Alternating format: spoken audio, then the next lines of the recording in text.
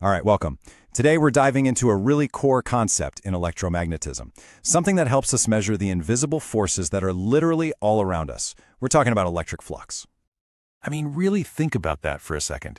Electric fields are everywhere, but you can't see them, you can't touch them. So how in the world do physicists get a handle on them?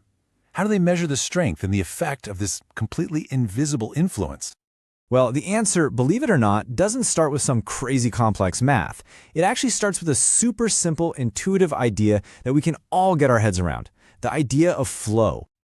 Okay, so before we even get to the electric part of this, let's just break down what flux even means, because it's a concept that shows up in a lot more places than just physics. At its absolute heart, flux is just a measure of how much of something is passing through a specific area. So picture this. You're holding a hula hoop out in a rainstorm.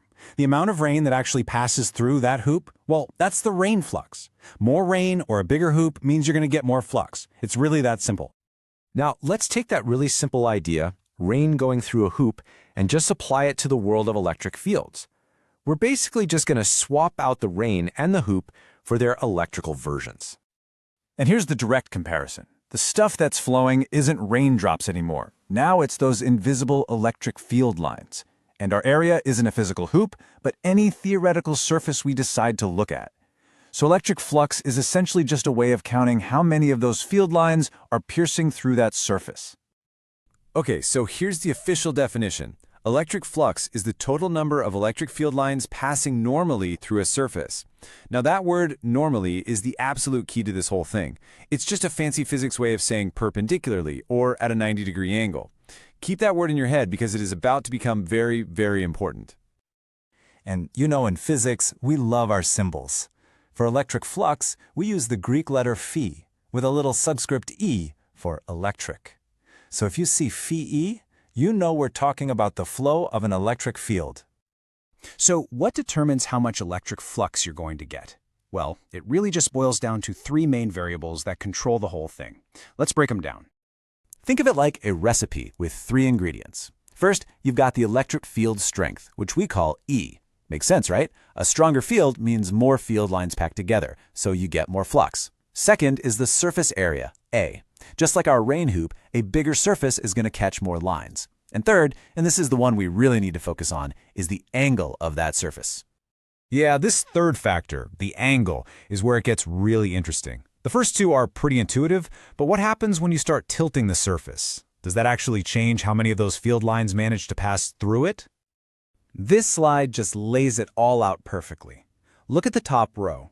When the field lines hit the surface head-on, completely perpendicular to it, that's when you get the absolute maximum possible flux. Now look at the bottom row.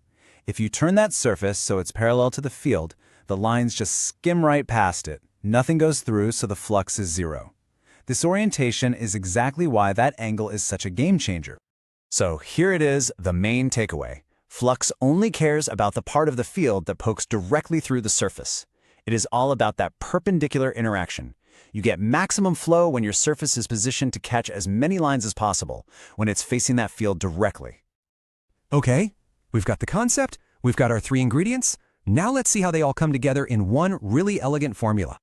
And here it is, phi e equals E times A times the cosine of theta. It perfectly combines our three ingredients. We've got E for field strength, A for the area, and that cos theta part, that's the really clever bit. It's a mathematical tool that automatically zeroes in on only the component of the field that is truly perpendicular to the surface, which is the only part that flux actually cares about.